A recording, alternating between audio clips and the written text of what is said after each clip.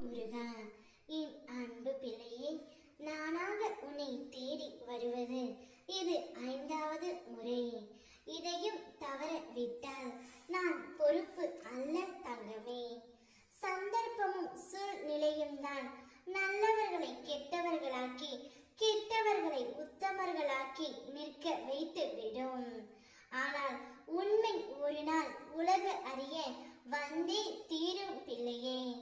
அப்பொழுது யார் யார் எப்படி என்ற மாயை விலகும். நீ நல்லது தான் செய்ய நினைக்கின்றாய், இருந்தும் உன்மேல் ஏதாவது ஒரு கெட்ட பெயர் வந்து தீருகின்றது. இது தான் மாயை.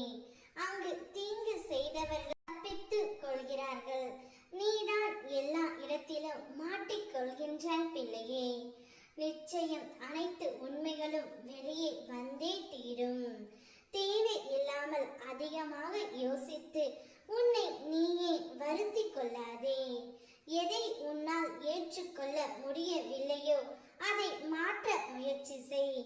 எதை மாற்றிக்கொள்ள முடியவில்லையோ அதை ஏற்றுக்கொள்ள முயற்சி செய்துவிடு.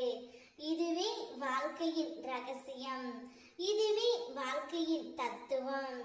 அதை புரிந்து கொண்டு உன்னுடைய வாழ்க்கையை நீ நடத்த முயற்சி செய் பிள்ளையே. உனக்கான வழியை நான் சொல்கின்றேன். நீ சென்று கொண்டு இருக்கின்ற இந்த வழிதான் சரியான வழி. நீ நேர்மையாகவும் தர்மத்திற்கு கட்டுப்பட்டும் இருக்கின்றாய்.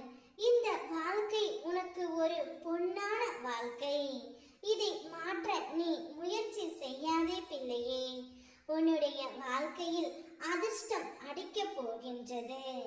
அதுவே உன் நற்குணத்திற்கான பரிசாக இருக்க போகின்றது. இனிமேல் வரும் காலங்கள் எல்லாம் உனக்கு அதிர்ஷ்ட யோகம்தான். இன்றைய நிலையை கண்டு கவலை கொள்ளாதே.